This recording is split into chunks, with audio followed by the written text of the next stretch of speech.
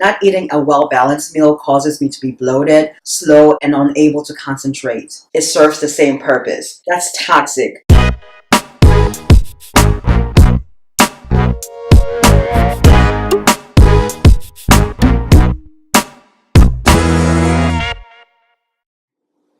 What's up, beautiful people? Hope you're having a wonderful day. Can you believe it's April already? I can't. But in any case, in case you didn't know, April is Stress Awareness Month. Everyone has experienced it at one point or another. Stress from work, stress before exams, financial stress, stress from toxic people. In fact, stress is the #1 epidemic of our civilization, according to Deepak Chopra. Imagine that. You think it's heart disease or cancer. However, stress is directly or indirectly responsible for almost every chronic illness. How? I will drop links to several related articles down below because there are too many to go through, and this video isn't about the causes of stress, but rather solutions, how to reduce and prevent stress. I have boiled down the solutions to 3 simple steps. Up first, silence is golden. Stress isn't so much about what is happening to you, but rather how you perceive what is happening to you and then how you react to it. If you perceive something as a threat, fight or flight instincts take over, which then raises your heart rate and then your blood pressure, and then it's like a chain reaction. So then, how can silence help with stress relief? Some call it prayer or devotional, others call it meditation, but us millennials like to refer to it as me time, self-care, or quiet time. However you like to refer to it, it serves the same purpose.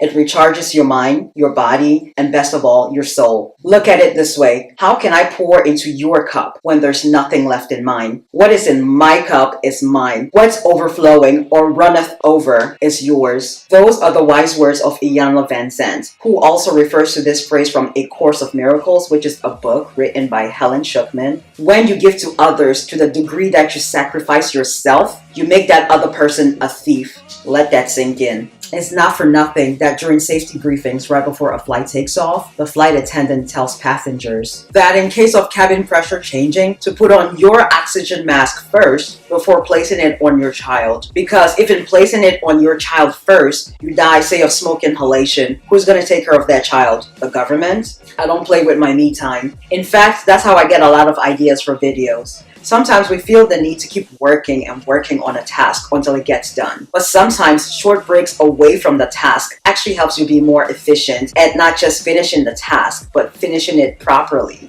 Step 2 in stress relief and prevention, be kind to your guts. Again, I am no dietitian or nutritionist, but as I mentioned in my Boss Lady Behavior video, not eating a well-balanced meal causes me to be slow, bloated, and unable to concentrate. This then tends to put me on edge. Now, I am not here to lecture you on eating healthy, but I would suggest, however, drinking water first thing in the morning before you do anything else. I drink one of these every single morning when I wake up before I have coffee. Now, sometimes I have it plain, other times I add lemon juice to it or apple cider vinegar, and it's always room temperature. That is key. And I drink it while sitting. Drinking water first thing in the morning not only hydrates you, I don't know about you guys, but I tend to sweat at night sometimes, but it also jumpstarts your metabolism and makes you go. Also, in addition to drinking room temperature water first thing in the morning while sitting, I would also suggest drinking a warm to hot liquid, preferably water, I like tea, 30 minutes to an hour after eating. Cold water will coagulate oils in consumed food, and you don't want that. You want the nutrients to be absorbed into your body and the excess/waste to exit. Water is literally life. You don't want stuff you ate like yesterday to be stuck in your gut for like 2 days. That's toxic and will probably cause you to be more stressed.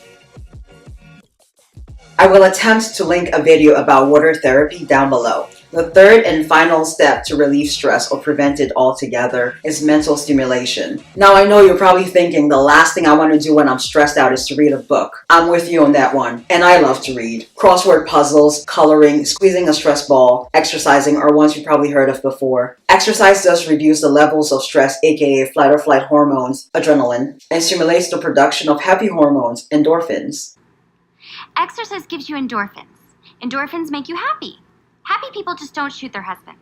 Other less commonly talked about ways to stimulate your brain, thereby reducing stress, are writing down your thoughts, switching hands, so if you're right-handed, use your left hand and vice versa, trying new foods, going to new places, and of course the only caveat I have for this one is make sure it's safe or you go with someone. Routine does not promote growth. Get comfortable with being uncomfortable, and I mean that in regards to challenging yourself. Stimulate all 5 senses. It helps with creating new neural connections, lowering mental decline. We'll link an article related to this below. It's amazing to me how none of this stuff made sense to me in class, but now it's clicking.